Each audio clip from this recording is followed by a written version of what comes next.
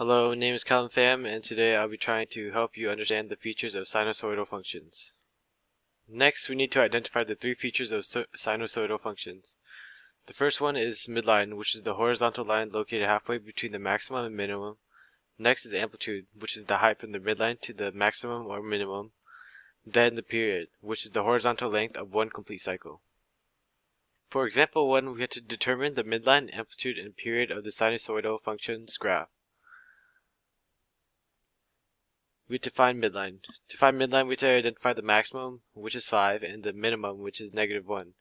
Then we find the mean of these 2 points, which is 5 plus -1 over 2, which would equal the midline of 2.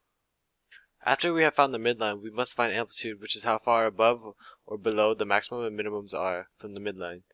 In this case, the amplitude is 3 because it goes up 3 and down 3 from the maximums and minimums. Next up, the question is asking for period.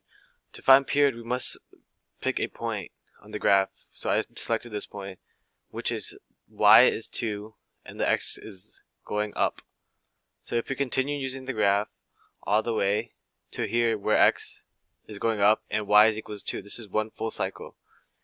And this is starting from 0 and then ending at 6. So to get from 0 to 6, the period would be 6.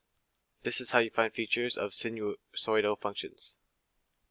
All in all, to understand the features of sinusoidal functions, we must remember that to find midline, you have to find the middle between the maximum and minimum. To find amplitude, we must see how above or below the maximum and minimums are from the midline. And to find period is to see how much the x changes in one cycle of the graph. Thank you for watching.